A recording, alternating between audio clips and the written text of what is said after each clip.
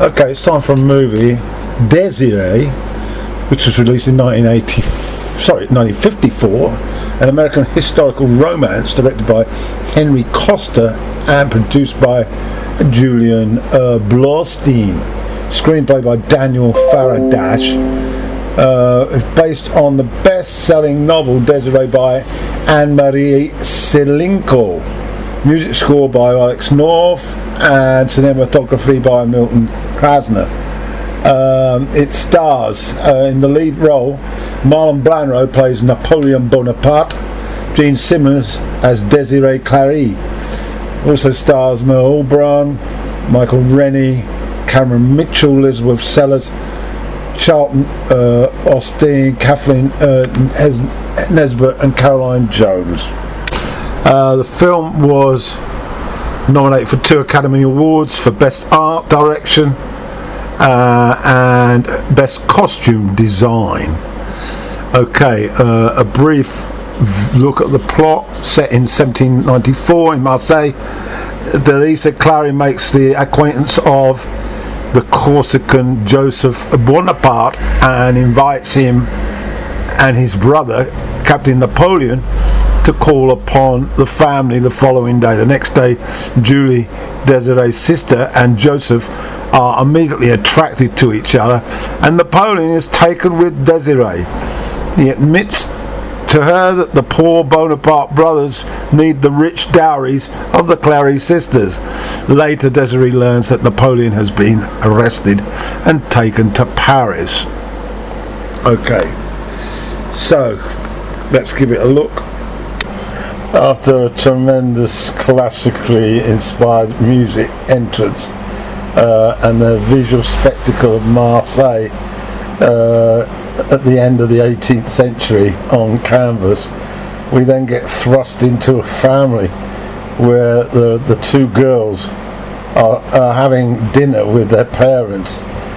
Desiree, played by Simmons, arriving in rather late after walking through the park with an unknown man as appearance view it, and then we get a sort of a rather frantic sort of exchange of views by the girls, particularly Desiree, towards her parents, which is sparkling to say the least about the moral aspect of walking alone in the park in the middle of the day and with a person who's completely unknown. Desiree responds by saying, no, he wasn't unknown, he introduced himself, which is a classic response. Of course, Gene Simmons, one of my father's idols, he probably drolled over her, and here I am at 70 years of age and watching this film, which was released on the year of my birth. But I'm fascinated to see this as I embark on my next project, which is my top 10 films for 1954. So there we have it, the opening exchange. They're obviously quite middle class, quite well refined family. You can tell that because they've got a sort of housekeeper stroke a waitress delivering food to them, and there's all the chattels reflective of wealth. Desiree, we presume, is probably about 17, is desperately trying to break free of the label of being a child, and is very well equipped with her verbal velocities, and eventually when she tells them that she's invited these 2 young men over to the house the following day, is reprimanded and told to cancel, and she then blurts out that her family are becoming rather something that she's sick of sometimes, as she flees to her room. typical response from a teenager who's trying to become an adult but hasn't quite reached that point, and resents being kept as a sort of young child. This is, of course, very poignant as we look at the problems of being a teenager, even in 1794. The film then moves to the stage where the two brothers arrive at the house, and it's all very cordial. The plot's a bit stiff, the script's a bit stiff, and of course it's very different role that we're used to seeing Brando, although he still does command a presence in this movie. And then we sort of he adopts this sort of romantic appeal towards Simmons' character, and within a short space of time he's expressing his desire for her and his intention to marry her, and then they're disturbed as there's been a sort of what I interpreted as some sort of revolution or plot in Paris, and he's put under arrest by military police who have come to the house. So he returns to Paris, and of course time passes, and then Simmons' character gets frustrated, and she eventually goes off to Paris to search him out, and then finds out when she arrives at his place of residence, or it's a place where he's there, and we see that he has married Josephine, which impacts Simmons' character traumatically, as she thought that he would wait for her, and then she then returns to her place, having learnt a quick lesson about men who change their women rather quickly in the face of who they're with at that particular time. And what else can I say about this? The plot, I can't imagine has any truth in it, but the interest by Bonaparte and his brother was principally because of the Clary family being very rich, and the dowry that they wanted to get their hands on. The costumes and the cinematography and the settings is certainly very impressive, but the whole thing appears to be a little bit stodgy for me. I'm not at my best with movies about the monarchy and the richness, not wishing to make such a pun, but I'm curious as to how Brando carries off this role in a year where he also appeared in On the Waterfront, which was a completely different style of film, but more suiting to his character. This sort of pomp and grandeur type of character, to me, is a little bit too stiff upper lippy for Brando. But anyway, plot correction. After he was arrested, he then returned and explained how he managed to get out of prison, a technicality or something or other, and he's now committed to having to fight, being a general, and he explains to Desiree that he loves her and he will return. However, there is a delay. She becomes frustrated. She then goes to Paris, seeks him out, finds that he's engaged to one Josephine. So that's a quite important point that I wanted to add to the script so far. We then get a little dose of political intrigue, bearing in mind that this film is loosely based on fact. Bernadotte and crosses swords with, figuratively, with Napoleon, and later when Napoleon basically conducts a coup and becomes emperor with his brother as one of the high-powered ministers, he then tries to bring Bernadotte into the fold to join with him, and tries to paint a picture of how important it is. But these two men now are politically miles apart.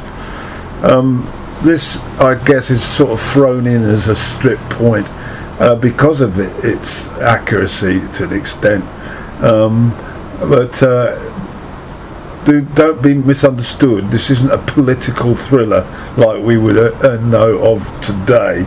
It's just basically sort of a subplot.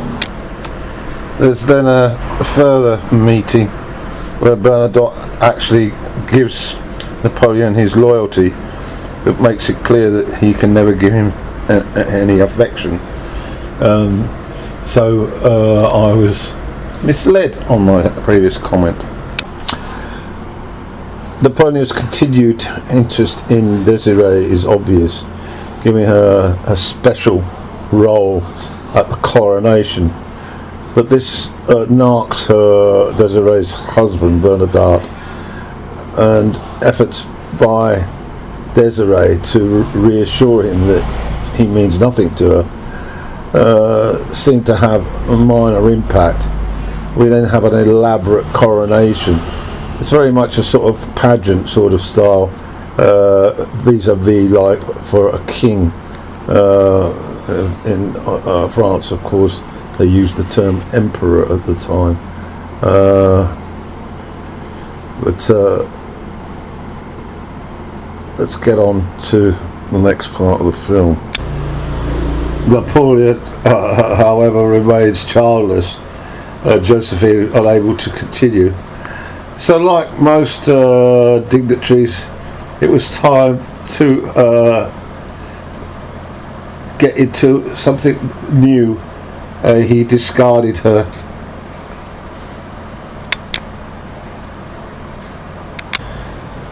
We see the scene where there's a ceremony, which I guess is means divorce, and actually Josephine is quite cut up about it, and finds it difficult to read the statement. But I guess things haven't changed. Josephine delivers a message as Desiree leaves her in her room or whatever, and she says, "Don't desert him," meaning Napoleon. When he loses power, he'll need someone, meaning her. There's dramatic news that Desiree's husband, as a marshal, has been nominated to be the next monarch in Sweden as their king is ailing. We get some sort of explanation as to how this is necessary, and Desiree initially becoming a princess, and then as soon as her husband becomes king, she will become queen. But it all seems to be flitted over here in this plot, so I won't bore you with any more detail. But it does necessitate them removing themselves to the country away from France. Brando describes Sweden and the monarchy there as crown prince of Popoland. Oh, I'll have to get that again. I didn't quite catch it. Popsicle land. He is childless. You're calling him a Dutchman. Jerome of Westphalia, Marshal Murat, Kelvin's husband, King of Naples. All rulers get all still princes. I'm quite sure, Madame Bernadette, that you have given considerable thought to this matter. I have, sire. Do you know where Sweden is? The North Pole. Crown princes of Icicle Land, in more ways than one. Got it. The scene involving Bernadotte, Desiree and Napoleon, it's quite impactful, really. It's all about sort of ego and power and trying to dominate and rebelling against the notion of an emperor or a king being above the station of anybody. And it's one of the high points of the movie. Eventually Napoleon signs a document releasing Bonaparte from his obligations as a marshal of France and of his nationality. But clearly this is done grudgingly and reluctantly, and one suggests that there could be problems between the two of them latterly if a situation broke out where the two might have a conflict. So to Sweden, we get a glimpse at the snow in winter, and then the issues that confront Desiree, which she struggles with, royal etiquette for example, trying to master some of the language, the Swedish language. Her frustration is shown clearly. Her need to add certain skills to that royal sort of persona. For her, learning the piano, it's all a little bit beyond her grasp. Desiree's despair at not grasping these skills leads her to want to return to Paris, and she tells her husband so, and we then move back to Paris, and we see Emperor Napoleon at an event where he introduces his heir. But I love the sort of crudeness that's part of Brando's script, holding this boy aside his new wife. He then delivers the child to her and says he's damp, which is quite amusing. In the audience is Desiree, well documented history of Napoleon with his absolute desire to conquer Russia is mentioned, and an issue about needing to use Swedish territory, but Napoleon's flagrant sort of view that he could conquer all, and we all know how that little expedition ended. Well, at least some of us who took history at school. The final moments of the movie retell the historical story of the final moments of Napoleon's impact on France, and the aspect of involvement, well, the level of involvement that Desiree had in that before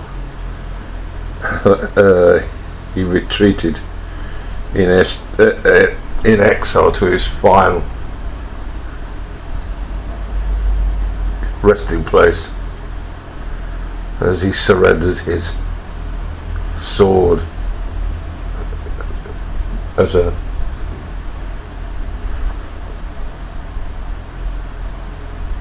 sign of surrender. If you're not aware really of that final part, then of course Wikipedia will help you. It's quite dramatic in terms of the film, and the acting prowess of Brando and Simmons is significant.